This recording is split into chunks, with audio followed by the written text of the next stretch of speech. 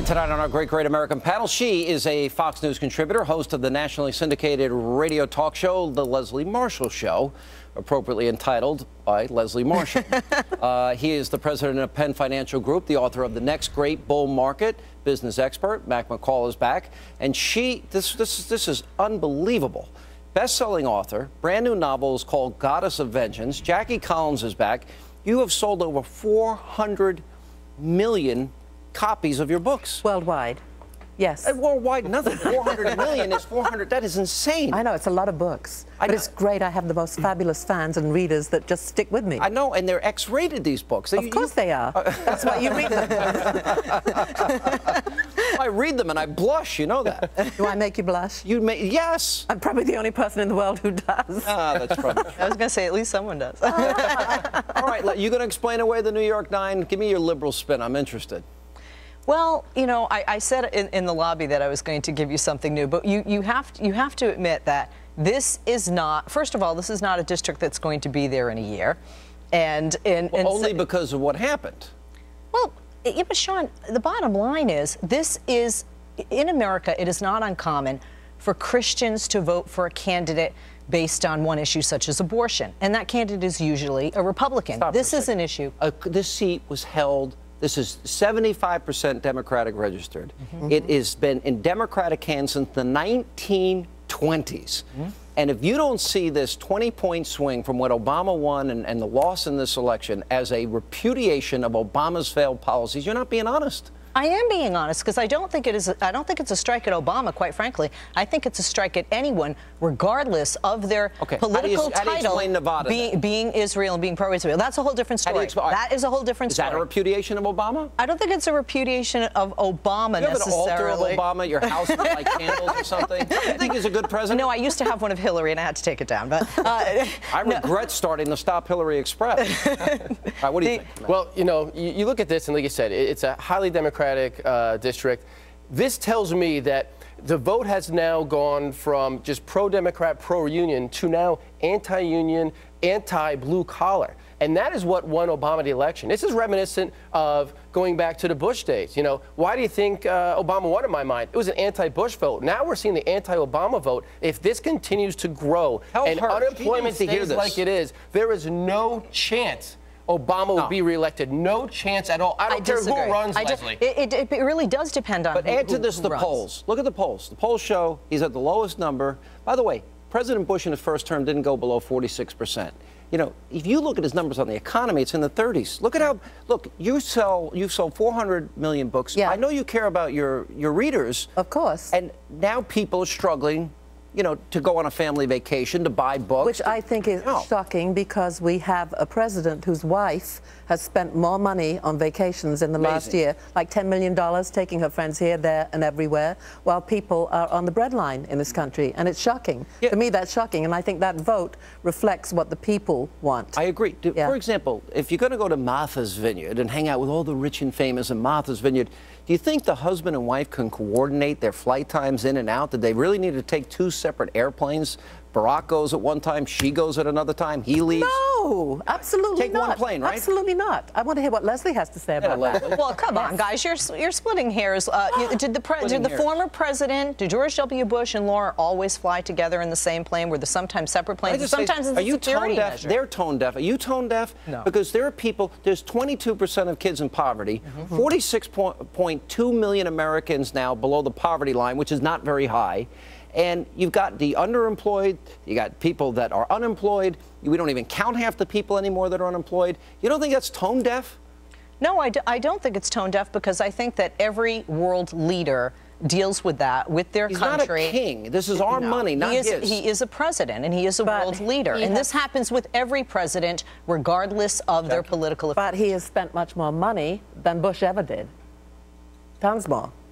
Bush went to his ranch, hung out, cleaned brush, and went bike riding. I mean, I'd have to see the stuff. Even the wealthy. Look at the poll that came out just this week. The wealthy right now are the most negative they've been on the economy in years. That is what's been driving this country. Listen, the second biggest voting bloc for him, besides African Americans, were Jewish Americans, and to lose this district speaks volumes. When he won by 88 votes in Nevada, and now loses in this congressional race by 27,000 or whatever the number was, It is a massive repudiation of how bad he has been as a president of the United States. That's just the facts, Leslie. He's a bad. And I think that it doesn't in over his head. Look, but Sean, you even just said, and as Karl Rove said earlier, 88 votes, which shows that that state wasn't so gun-ho and so in love with the president. 28,001 district? We're not talking about a small We're not talking about a hugely Democratic district. We're talking about a district that he barely won, 88 votes. And these Democrats are not coming out to vote anymore. You're seeing the votes drop, and they're sitting on their butt. And that's what they're showing. I mean, he said he's going to fix everything with a magic bullet, so how come he keeps on scoring blanks? That's a great point. Why am I reading this the wrong way? All right, more with our great American panel is coming up next.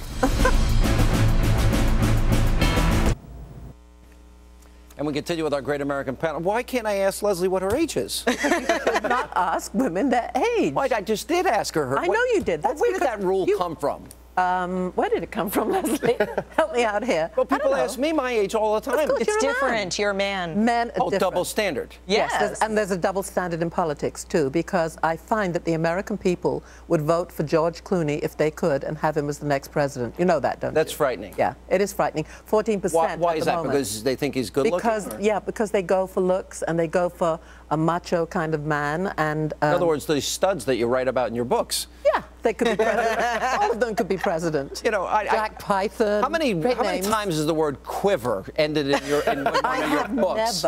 You've never used that word? I've never used the word quiver. I could tell you a few words I do use. I said to Leslie, we're having this ongoing discussion off the air. Yes. So I asked her your age, and I said, well, I know you're 13 because you have the mind of a 13-year-old kid. Yeah, I do. Yeah. And you're proud of that. Yeah, why not? I like it. Okay. Well, that's why you've been so successful. All right. Thank you. Michael Moore on The View with our good friend Elizabeth Hasselbeck. This happened earlier today.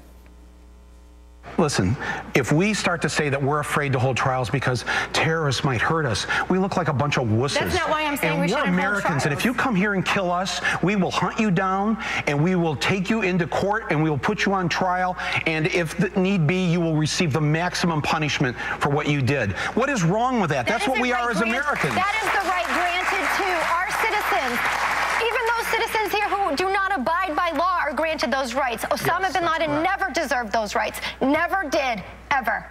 Elizabeth is right. These are enemy combatants trying to kill Americans, and they're not American citizens. We don't read the Miranda rights on the battlefield and take them back and say, here's a nice cell, and here's good food and good medical care, and then we're going to give you a trial, and you might be found innocent. Yeah, I absolutely agree with that. I mean, I think it's ridiculous that they were thinking of having the trial in New York City. Nuts. Yeah, crazy. Nuts. Like at Guantanamo and a whole bunch of issues, liberals are mad because Obama's backed down a lot. Well, honestly, I don't agree with Michael Moore 100% on this. I have to say I and many Americans in the world sleep much sounder knowing that Osama bin Laden is dead. Thank George Bush and Barack Obama, because George Bush's policies led to the intelligence that gave us Osama. Oh, you have to go here. You have to go here. And to the credit of the president, he did the right thing. He did. And he killed the miserable SOB. This was a brilliant thing and a brilliant call, and that was truly commanding and leading our nation and the world and acting as commander-in-chief. The only thing I can think of he did good. But, oh, Sean, when you look back, though, like when Mossad went and got Eichmann, one of the things they did do and they wanted to do and Israel wanted to do and the world wanted is they wanted the world to see. They wanted the world to hear what he had done. I wanted to see his dead body on national TV and a bullet in his head so that we can see how great our SEAL team. Well, we know how great. It's war. And what Moore said later in the interview said, we're not at war. Well, then if this isn't war, then what is war, is what I'd like to ask him. And then he went on and say, well, it will hunt you down. Isn't that part of war, hunting down our enemies and basically protecting our country, the freedom that we have? The president wanted to Mirandize enemy combatants in the battlefield. Totally crazy. It's insanity. Yeah, well, you're putting your troops in harm's way by doing that as well. You can't grab somebody and not expect some sniper to be taking you out at the same time. Yeah, I agree. Yeah.